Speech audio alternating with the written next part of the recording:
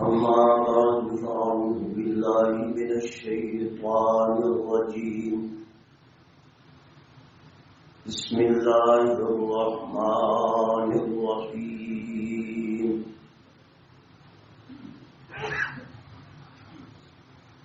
الحمد لله الذي وهب لي على الكبر إسماعيل وإسحاق إن ربي لسميع الدعاء رب اجعلني مقيم الصلاة ومن ذريتي ربنا وتقبل دعاء ربنا اغفر لي ولوالدي وللمؤمنين يوم يقوم الحساب سبحان ربك رب العزة عما يصفون وسلام على المرسلين والحمد لله رب العالمين.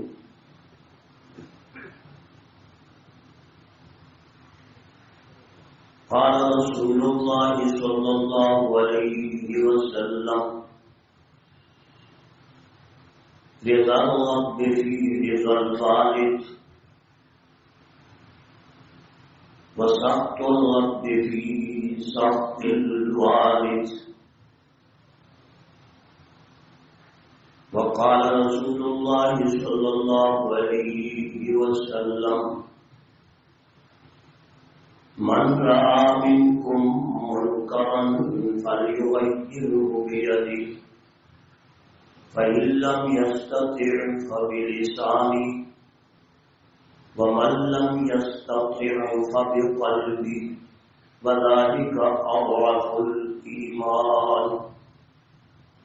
أو كما قال رسول الله صلى الله عليه وسلم. یا رب صل وسلم دائما ابدا على حبيبك خير الخلق كلهم.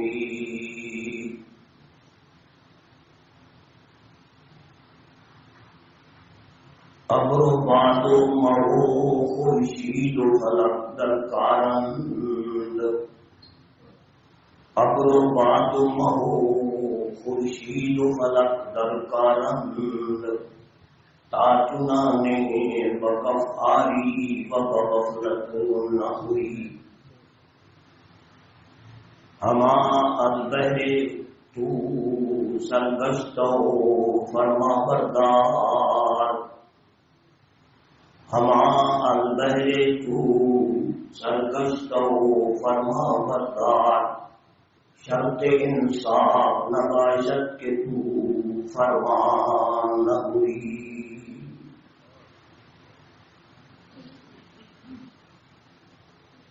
واجب الاحترام بزرگوں بھائی دوستوں، گزشتہ جمعہ آخر میں نے ایک صحابی رضی اللہ تعالیٰ عنہ کا واقعہ آپ کے سامنے پیش کیا تھا، مگر اس کا کچھ حصہ رہ گیا تھا اور میں نے عرض کیا تھا کہ پھر کسی موقع پر اس کو مکمل کیا جائے. وہ صحابی تھے رضوان اللہ تعالی علیہ اجمعین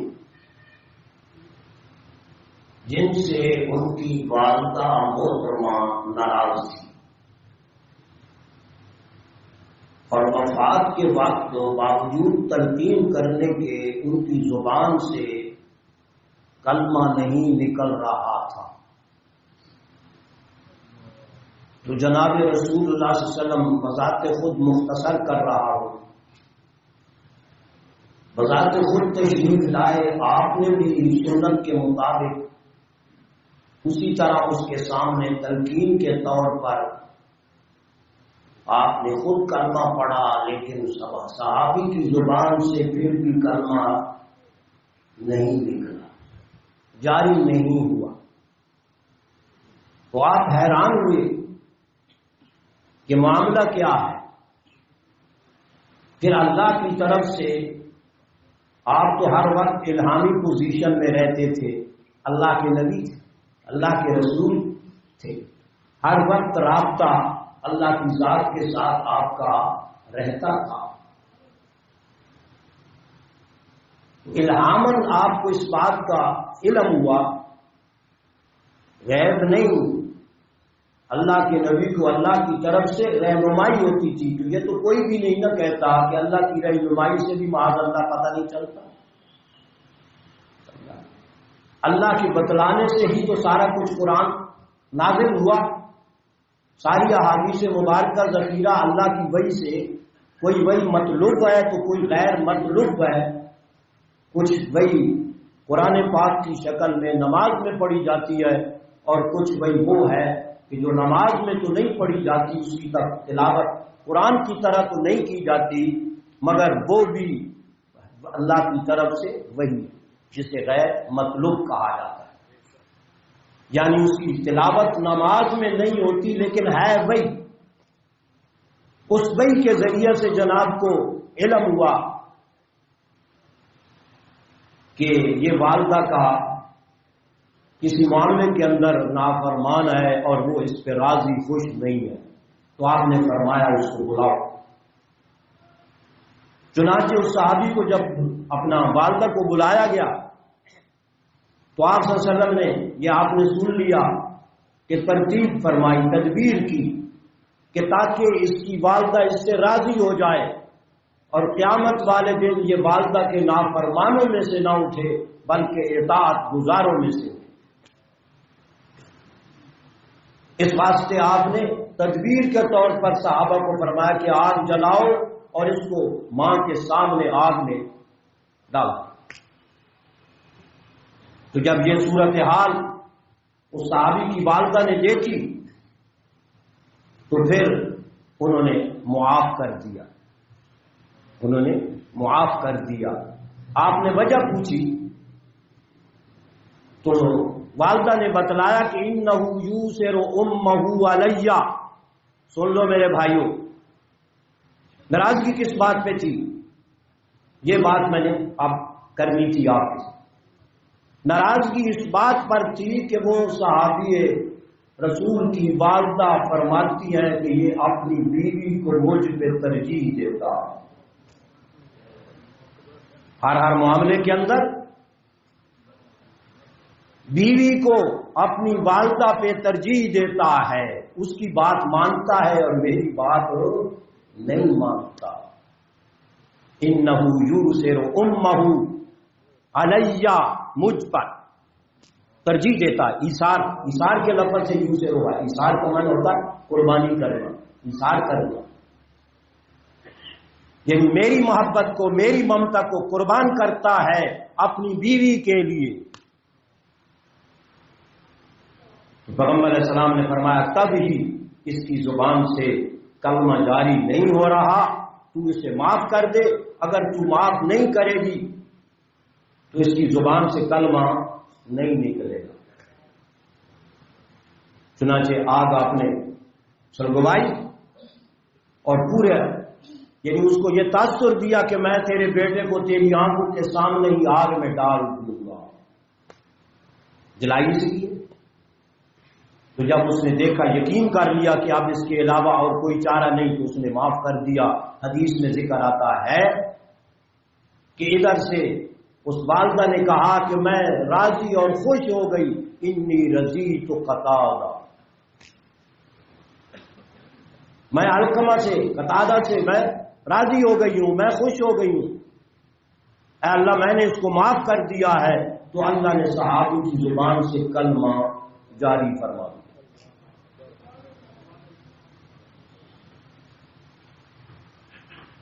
اسی طرح پیغمبر علیہ الصلوۃ والسلام سے صحابہ کرام نے پوچھا کہ من اکبر الکبائر، کبیرہ گناہ تو بہت سارے ہیں لیکن ان سب میں سے سب سے بڑے کبیرہ گناہ کون سے ہیں؟ اللہ کے نبی ہمیں ان کے بارے میں بتایا جائے۔ تو آپ صلی اللہ علیہ وسلم نے سب سے پہلے کبیرہ گناہوں میں سے جو بتلایا، فرمایا من اکبر الکبائر الاشراک باللہ، تمام کبیرہ گناہوں میں سے سب سے چوٹی کا کبیرہ گناہ اللہ کی ذات و صفات میں کسی نبی ولی کو شریک ٹھہرانا، اللہ کی صفتیں کسی اور کو دینا، یہ تو سب سے بڑا گناہ ہے چوٹی کا۔ اور اس کے بعد آپ نے فرمایا وحقوق الوالدین، دوسرا چوٹی کا گناہ شرک کے بعد یہ ہے کہ والدین کی نافرمانی کرے۔ جس طرح اطاعت میں اللہ نے اپنے حکم منوانے کے اندر سب سے پہلے اپنا حکم ماننے کا منوانے کا ذکر فرمایا، تو وہاں والدین کا دوسرے نمبر پر ذکر فرمایا کہ ان کا بھی کہا مانا جائے، ان کی بھی اطاعت کی جائے۔ اسی طرح نفی کے اندر بھی رسول اللہ صلی اللہ علیہ وسلم نے فرمایا کہ اللہ کی ذات کے ساتھ شریک ٹھہرانا یہ سب سے بڑا بدترین گناہ ہے، اور پھر اس کے بعد والدین کی نافرمانی کرنا یہ بھی بدترین گناہ شرک کے بعد۔ حقوق کے معنی ہے حق کو ضائع کرنا، اطاعت نہ کرنا، فرما برداری کرنا۔ ایک صحابی نے بڑا لمبا مضمون ہے، میں نے الحمدللہ والدین کی فضیلت پر اور ان کے احترام اور عزت کے لیے 20-25 حدیثیں میرے ذہن سے اس زمانے میں گزری، اب کس کس کا ذکر کروں؟ حدیث تو ایک ہی کافی ہے میرے اور آپ کی رہنمائی اور فضیلت کے لیے، مگر پیغمبر علیہ الصلوۃ والسلام نے 20 احادیث مبارکہ والدین کی، والدہ کی، والد کی الگ، والدہ کی الگ، دونوں کی اکٹھی الگ،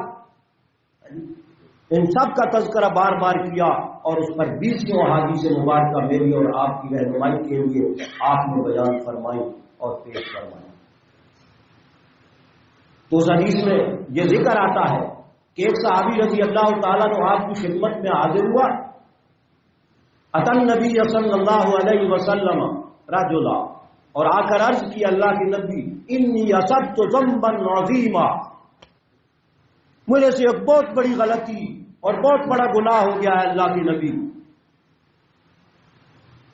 صحابی فرما رہے ہیں کہ مجھ سے سب سے بہت بڑا گناہ ہو گیا ہے، حل لی من توبۃ، اے پیارے نبی صلی اللہ علیہ وسلم مجھے کوئی طریقہ بتلاؤ، تڑپ گیا ہوں۔ حدیث میں آتا ہے صحابہ کرام سے اول تو بہت میری نسبت سے، آپ کی نسبت سے بہت کم گناہ ہوتے تھے، لیکن صحابہ کا انداز یہ تھا خدا کی قسم قربان جائیے ان لوگوں کی اثار اور قربانی پر اور خوف خدا پر اور دین کی اطاعت پر، وہ اس قدر تھے کہ اگر خدا نہ خواستہ حدیث میں آتا ہے کسی سے کوئی گناہ ہو جاتا، وہ ایسے سمجھتا تھا جیسے پہاڑ میرے سر پہ لٹکا ہوا ہے، اگر میں اس گناہ سے توبہ نہیں کروں گا تو یہ پہاڑ مجھ پر ڈال دیا جائے گا اور میں اس کے میں پس کر مر جاؤں گا۔ اور اس کے مقابلے میں منافق کے بارے میں فرمایا کہ منافق گناہ بھی بڑے کرتا ہے، منافقت خود بڑا گناہ ہے، اس سے بدترین گناہ اور کوئی نہیں۔ ان المنافقین فی الدرک الاسفل من النار، اللہ معاف فرمائے مجھے بھی اور آپ سب لوگوں کو، آج کل میرے اور آپ کے اندر منافقت بڑی آ گئی ہے۔ بے شک ہم اپنے آپ کو ایمان والے کہتے ہیں، لیکن سارے انداز ہمارے منافقت والے، جو نشانیاں منافق کی رسول اللہ صلی اللہ علیہ وسلم نے بیان فرمائی ہیں وہ ساری میرے اور آپ کے اندر کسی نہ کسی شکل میں پائی جاتی ہے۔ اللہ اکبر۔ فرمایا منافق کی مثال یہ ہے کہ گناہ بڑے کرتا ہے مگر وہ گناہ کو اتنا معمولی سمجھتا ہے کہ گویا میرے منہ پہ مکھی بیٹھی تھی اور میں نے اس کو اڑا لیا، وہ گناہ کو اتنا معمولی جانتا ہے۔ اور صحابی رسول جن پر میں اور آج تنقید کرتے ہیں اپنے کرتوتوں کو نہیں دیکھتے، اپنے برے اعمال کو نہیں دیکھتے اور صحابہ کو مورد تان بناتے ہیں، ان کا حال یہ تھا کہ اول تو گناہ ان سے ہوتا نہیں تھا، اگر بیچارے سے بشری تقاضے کے مطابق کوئی گناہ ہو جاتا تھا تو وہ ایسے سمجھتا کہ پہاڑ میرے سر پہ لٹک رہا ہے۔ حدیث تو وہ صحابی آ کر عرض کرتا اللہ کے نبی تڑپ گیا کہ ہائے یہ گناہ غلطی مجھ سے ہو کیا گئی، گناہ کا نام نہیں لیا گیا، لیکن اس خود صحابی نے یہ کہا انی اصبت ذنبا عظیما، بہت عظیم گناہ مجھ سے ہوا ہے، بہت بڑا گناہ ہوا۔ حل لی من توبۃ، اللہ کے نبی کوئی توبہ کا ذریعہ ہے کہ میری توبہ اس گناہ کی وجہ سے قبول ہو جائے، میں اللہ سے توبہ کروں، کوئی طریقہ بتلائیں آپ مجھے۔ حل لی من توبۃ، کیا میرے لیے کوئی توبہ کا طریقہ ہے اس بڑے گناہ سے معافی کا؟ پیغمبر علیہ الصلوۃ والسلام نے فرمایا آپ کا ہر بول یاد رکھیں اللہ کی طرف سے الہام ہے، اوحا الی ربہ ما اوحا، اللہ کی طرف سے جو کچھ بھی آپ بولتے تھے، ما ینطق عن الہوا ان هو الا وحی یوحا، میرا پیغمبر اپنی زبان سے کوئی نطق نہیں کرتا، کوئی بولتا نہیں ہے، کوئی لفظ نہیں نکالتا، مگر میرے مالک اور اللہ کی طرف سے وہ وحی ہوتی، ان هو الا وحی یوحا۔ تو پیغمبر علیہ الصلوۃ والسلام نے اللہ کی وحی سے یہ فرمایا اللہ کا من ام، کیا تیری والدہ زندہ ہے؟ اس نے عرض کیا کہ اللہ کے نبی میری والدہ زندہ ہے، میری والدہ زندہ ہے۔ آپ نا میری والدہ، اللہ رحم کرے، میری والدہ فوت ہو گئی ہے، میری والدہ فوت ہو گئی، والد نہیں ہے، والدہ بھی نہیں ہے، والد بھی نہیں ہے۔ آپ فرمانا یہ چاہتے تھے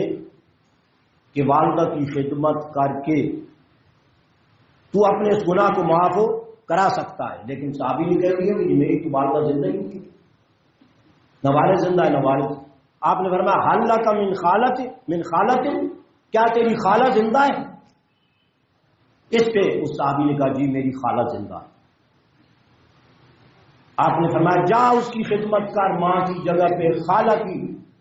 اطاعت اور اس کی خدمت کر، حسن سلوک اس کے ساتھ نیکی کر، اللہ اس خالہ کی خدمت کرنے کی وجہ سے، اطاعت گزاری کی وجہ سے، اس کے ساتھ حسن سلوک کرنے کی وجہ سے اللہ تیرا اتنا بڑا گناہ معاف کر دے گا۔ اور یہ خالہ کی بات ہو رہی ہے، اگر اصل والدہ ہوتی تو پھر اس سے والدہ کی عظمت کتنی ظاہر ہوتی ہے کہ جب خالہ کی خدمت اور اطاعت کرنے سے اتنا بڑا گناہ معاف ہو سکتا ہے اللہ کے رسول کے فرمان کے مطابق، تو پھر والدہ سے تو اس سے بڑھ کر معاف ہو سکتا ہے۔ ہم کتنے نافرمان ہیں اپنے والدین کے۔ میں نے جو قرآن پاک کی آیت مبارکہ پڑھی ہے یہ حضرت ابراہیم علیہ السلام کی ہے کہ جب ان کو اللہ کی طرف سے حضرت اسماعیل بھی مل گئے، حضرت اسحاق بھی مل گئے، دونوں بیٹے اللہ تبارک و تعالیٰ نے عطا کیے، تو خانہ کعبے کی تمہید کے بعد اللہ تبارک و تعالیٰ سے انہوں نے دعا فرمائی الحمدللہ الذی وہب لی علی الکبر اسماعیل و اسحاق، تمام صفات کارسازی، تمام تعریفیں میرے اس اللہ کے لیے ہیں جس نے بڑھاپے میں مجھے پہلے اسماعیل عطا کیا۔ ترتیب ہے قرآن کی، ترتیب ہے قرآن پاک کی۔ اسماعیل علیہ السلام کا درجہ بڑا ہے، وہ ذبیح اللہ ہے، وہ مکے کو اور خانہ کعبے اور اس کے گرد و جوار مکہ کو آباد کرنے والے سب سے پہلے حضرت اسماعیل۔ اس والے ذکر میں بھی ان کا ذکر پہلے آیا، اسحاق کا ذکر بعد میں آیا، وہ بڑے ہیں یہ چھوٹے ہیں، بڑے کا ذکر پہلے، ذبیح اللہ کا ذکر پہلے۔ الحمدللہ الذی وہب لی علی الکبر اسماعیل و اسحاق ان ربی لسمیع الدعاء، جس طرح میرا رب میری باقی دعائیں سنتا رہا ہے، مجھے یقین ہے کہ میرا اللہ میری یہ دعا بھی یقیناً سنے گا۔ ان ربی لسمیع الدعاء ولم یجعلنی جبارا شقیا، میں کبھی بھی دعا کرنے سے کبھی محروم نہیں رہا۔ جب بھی میں نے اے اللہ تجھ سے دعا کی ہے، تو نے میری دعاؤں کو قبول فرمایا ہے، یا اللہ میری اس دعا کو بھی قبول فرما دے۔ یہ اصرار ہے، یہ اصرار ہے اللہ سے دعا کی قبولیت کا۔ بندہ اصرار کر سکتا ہے اللہ سے، ضد کر کے بیٹھ جائے گویا یا اللہ جب تک تو معاف نہیں کرے گا اس وقت تک تیرا دروازہ اعتکاف میں مسجد سے نہیں چھوڑوں گا۔ یہ اعتکاف کا انداز بھی یہی ہے احتجاج کر کے بیٹھا ہے اللہ کے گھر میں اپنے گناہوں کی بخشمانی کے لیے، گویا احتجاج کر کے بیٹھا، اصرار سے کام لینا چاہیے، سرسری طور پہ نہیں، معافی مانگی تو بس توبہ جی توبہ توبہ۔ کسی شاعر نے کیا خوب کہا ہے، تو نے توبہ کی پھر توبہ کی، توبہ کر کے توڑ دی، تیری اس توبہ پہ توبہ توبہ کروں، تیری اس توبہ پہ توبہ توبہ کروں۔ ایسی توبہ مت کرو، دل سے ڈیڑھ سے اندر سے معافی مانگو اللہ تبارک و تعالیٰ سے، جس طرح پیارے انبیاء علیہ الصلوۃ والسلام سے پورے اصرار کے ساتھ، پوری لجاجت اور عاجزی اور انکساری کے ساتھ میرے رب سے دعائیں کی ہیں، اللہ نے ان کی دعاؤں کو قبول فرمایا۔ ہم بھی انبیاء کی سنت کو ادا کرنے کے لیے، رسول اللہ صلی اللہ علیہ وسلم کی سنت کو ادا کرنے کے لیے پوری اصرار اور لجاجت اور عاجزی کے ساتھ اللہ سے مانگا، پھر دعا قبول ہوئی۔ فرمایا ان ربی لسمیع الدعاء، آگے دعا فرماتے رب اجعلنی مقیم الصلاۃ ومن ذریتی، اے اللہ تیرا گھر تو میں نے بنا دیا تیرے حکم کے مطابق، اب اس کی آبادی کے لیے یا اللہ میری نسل، میری ذریت اور میری اولاد میں سے اس گھر کی آبادی کے لیے ان کو نماز پڑھنے والا، خانہ کعبہ کی طواف کرنے والا اور یہاں نماز ادا کرنے والا بنا دو۔ رب اجعلنی مقیم الصلاۃ ومن ذریتی، مجھے بھی اور میری اولاد کو بھی اس خانہ کعبے کی خدمت اور یہاں عبادت کرنے کے لیے انہیں بھی قبول فرما دے اور مجھے بھی قبول فرما دے، نمازوں کے ادا کرنے والا بنا دے۔ مقیم الصلاۃ ومن ذریتی ربنا وتقبل دعا، اے ہمارے پروردگار میری اس دعا کو قبول فرما۔ دعویٰ نہیں ہے ٹکے ٹکے کے آج کے پیر بھڑنگو قسم کے بنے ہوئے ہیں، وہ کہتے ہیں جی وہ فلانا پھونکا مارے تو یہ ہو جاتا ہے، لیکن اللہ کا پیغمبر اتنی بڑی شان کے باوجود ربنا وتقبل دعا بڑے عاجزی کے ساتھ عرض کرتا ہے، اے اللہ میری اس دعا کو قبول فرما، قبول تو ہی فرمانے والا ہے، میں تو دعا کرنے والا ہوں، میں تو سوال کرنے والا ہوں، حاجت مند ضرورت مند ہوں، یا اللہ دینے والا تو ہے۔ ربنا وتقبل دعا ربنا اغفر لی ولوالدی، اے اللہ مجھے بھی بخش دے۔ نماز قائم کرنے والی دعا کے اندر بھی پہلے اپنا ذکر کیا ہے، بعد میں ذریت کا ذکر کیا ہے، مغفرت کے اندر بھی پہلے اپنا ذکر کیا ہے، بعد میں اولاد کا ذکر کیا ہے، رب اغفر لی ربنا اغفر لی ولوالدی، پھر والدین کا، پھر اپنی اولاد کا ذکر کیا۔ سبق سکھایا اللہ کے نبی نے، رسول اللہ صلی اللہ علیہ وسلم نے بھی یہ فرمایا جب بھی کسی کے لیے بھی دعا کرو تو سب سے پہلے اپنے لیے دعا کرو، پھر دوسرے کے لیے دعا کرو۔ یہ تعلیم ہے کہ تو اپنے آپ کو مستغنی سمجھتا ہے،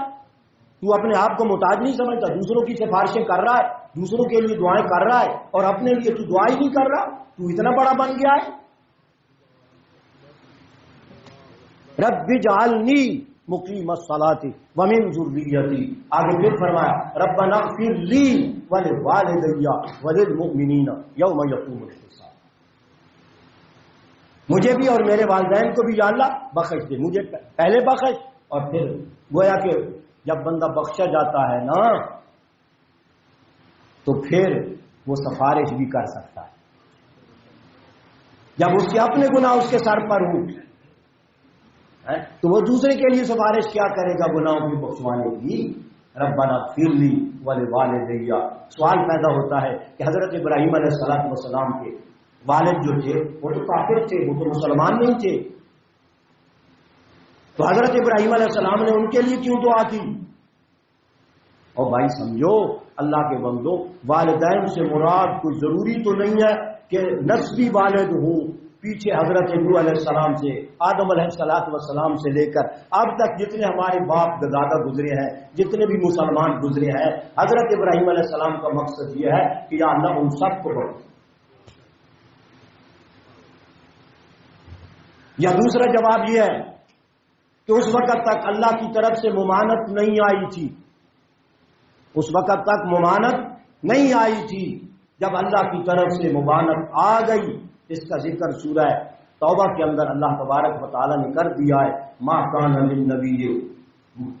والذین آمنوا ان یستغفروا للمشرکین ولو کانوا اولی قربی من بعد ما تبین لهم انہم اصحاب الجحیم۔ آگے ذکر آتا ہے کہ حضرت ابراہیم علیہ السلام کی دعا اپنے والد کے لیے اس واسطے اپنا سوال پیدا ہوا کہ انہوں نے کیوں دعا کی تھی اپنے والد کے لیے جیسے یہاں ہے، تو اس کا جواب خود میرے اللہ نے دیا ہے کہ اس لیے دعا کی ہم وعدہا ایہ، جو وعدہ فرمایا تھا نا حضرت ابراہیم علیہ السلام نے اپنے والد کے لیے، اس وعدے کے مطابق دعا کی۔ بخشنے والا تو ہے یا اللہ، اس کا مطلب یہ بنتا ہے کہ یا اللہ میرے والد کو اب بھی ہدایت دے دے، ہدایت دے کے اس کو بخش دے۔ یہ نہیں ہے کہ شرک کے ہوتے ہوئے اس کی معافی کا ذکر نہیں فرما رہے کہ یہ شرک پہ بھی ہو اور پھر میری دعا قبول فرما۔ مشرک کے لیے تو کوئی دعا نہیں ہے، ان یستغفروا للمشرکین ولو کانوا اولی قربی من بعد ما تبین لهم انهم اصحاب الجحیم وما كان استغفار ابراہیم لابیہ الا عن موعدۃ وعدها ایہ فلما تبین له انه عدو للہ، جب حضرت ابراہیم علیہ السلام کو یقین ہو گیا کہ میرے والد کا انتقال شرک پر ہوا ہے، تبین له انه عدو للہ، مشرک بن کر خدا کا دشمن بنا ہے اور دشمنی کی حالت میں وہ فوت ہوا ہے، شرک کی حالت میں، تو تبرأ منہ، پیارے ابراہیم اس سے بری ہو گیا، پھر کبھی دعا نہیں کی۔ تو یہاں دعا کا مطلب یہ ہے کہ یا اللہ اس کو پہلے ہدایت دے دے اور پھر اس کو جو اس کے گناہوں کو اور غلطیوں کو بخش دے۔ یاد رکھے کسی مشرک کافر جو رشتہ دار عزیز و اقارب یا ماں باپ میں سے کوئی ہو تو اس کی ہدایت کے لیے تو زندگی میں دعا کر سکتے ہیں کہ نہیں کر سکتے؟ اس کے لیے دعا یہ ہے کہ اللہ اس کو ہدایت دے دے۔ اگر فوت ہو جائے شرک کے اوپر پھر اس کے لیے دعا نہیں کرنی، لیکن جب وہ زندہ ہو جب تک اس وقت تک اس کی ہدایت کے لیے دعا کر سکتے۔ تو اور کہنے کا مطلب یہ ہے کہ حضرت ابراہیم علیہ السلام نے والدیہ، لوگ والدیہ پڑھتے ہیں، اللہ کے بندو ذرا صحیح بھی قرآن پاک کو پڑھو، یہ قرآن کے الفاظ ہیں، ربنا اغفر لی ولوالدیہ، ذرا تھوڑا کھینچ کے پڑھو، پڑھا نہ پڑھو، کھڑا اس کو ذرا کھڑا کر کے پڑھنا ہے، کھینچ کے پڑھنا ہے، ربنا اغفر لی ولوالدیہ وللمؤمنین یوم یقوم الحساب، اللہ مجھے بھی بخش دے اور میرے والدین کو بھی بخش دے جو پہلے میرے والدین گزر چکے ہیں ایمان والے۔ حضرت آدم علیہ السلام سے والدین کا سلسلہ شروع ہوا اور مجھ تک جتنے آئے ہیں ان سب کو بخش دے، وللمؤمنین اور اس کے علاوہ سارے ایمان والوں کو۔ سبق یہ ملا مجھے اس دعا سے کہ اپنے والدین کو کبھی بھی اپنی دعا میں بھلانا نہیں چاہیے، ہر وقت ان کو والدین کو اپنی دعاؤں میں یاد رکھنا چاہیے۔ ایک حدیث میں رسول اللہ صلی اللہ علیہ وسلم سے ایک صحابی نے پوچھا کہ اگر کسی کے والدین فوت ہو گئے ہوں اور وہ والدین کا زندگی میں نافرمان ہو، اے اللہ کے نبی اس کا کوئی ازالہ ہے؟ سبحان اللہ، ہمارا دین کتنا کامل ہے۔ ہمارے عزیز ایت مبارکہ پڑھ رہے تھے، الیوم اکملت لکم دینکم واتممت علیکم نعمتی ورضیت لکم الاسلام دینا۔ کون سا مسئلہ ایسا ہے جس کا حل ہمارے اسلام میں، دین میں، قرآن میں نہیں ہے؟ صحابی کے سوال پہ آپ نے فرمایا ہاں اس کا بھی حال موجود ہے کہ ان کے مرنے کے بعد ان کے لیے کثرت کے ساتھ تلاوت کرو، کثرت کے ساتھ استغفار کرو ان کے لیے، وَيَسْتَغْفِرُ لَهُمَا، ان دونوں کے لیے استغفار کرے ان کی طرف سے، یا اللہ ان کے گناہوں کو، غلطی کو معاف فرمائے۔ تو پھر کیا ہوگا؟ قیامت والے دن جب اٹھایا جائے گا وہ نافرمانوں میں نہیں اٹھایا جائے گا اس ان کی بخشش کی دعا بار بار کرنے کی وجہ سے، بلکہ ساری زندگی وظیفہ پڑھنے کی وجہ سے اللہ تبارک و تعالی بار رن کے الفاظ آتے ہیں کہ قیامت والے دن اللہ اس کو اٹھائے گا تو اپنے ماں باپ کا فرما بردار بنائے گا۔ یہ نافرمانی والی بات ختم ہو جائے گی۔ وَيَسْتَغْفِرَ لَهُمَا، ان دونوں کے لیے دعا کرے۔ اس واسطے یہاں میرے اللہ نے والدین کا کیا مقام بنایا ہے کہ میری اور آپ کی نماز ہی ختم نہیں ہوتی جب تک کہ یہ کلمات اپنی زبان سے ہم نکال نہ لیں، ربنا اغفر لی ولوالدی۔ بندہ چاہے یا نہ چاہے نیت کرے گا تو اور زیادہ اس کو اجر اور ثواب ملے گا، مگر بے خیالی میں بھی والدین کے لیے دعا میرے اللہ نے کروا ہی دی، بے خیالی میں بھی میرے اللہ نے دعا رکھ دی کہ یہ بیچارہ کسی وقت بھول جائے گا، کسی وقت اس کا دماغ حاضر ہوگا، کسی وقت نہیں ہوگا، کسی وقت نیت کرے گا، کسی وقت نہیں خیال کرے گا، اس لیے والدین کی دعا اللہ نے رکھ دی، ربنا اغفر لی ولوالدی وللمؤمنین یوم یقوم الحساب۔ اللہ مجھے بھی بخش دے، میرے والدین کو بھی بخش دے، سارے ایمان والوں کو جتنے قیامت پر آئیں گے۔ ایمان کے ساتھ شرط لگائی ہے نا، بے ایمانوں کے لیے دعا نہیں ہے، مشرک کے لیے دعا نہیں ہے، وللمؤمنین یوم یقوم الحساب، گناہگاروں کے لیے دعائیں ہوتی ہیں، جن کا شرک پہ خاتمہ ہو جائے ان کے لیے کوئی دعا نہیں ہے۔ اللہ کے نبی صلی اللہ علیہ وسلم نے منع فرمایا، ربنا تقبل منا انک انت السمیع العلیم وتب علینا انک انت التواب الرحیم۔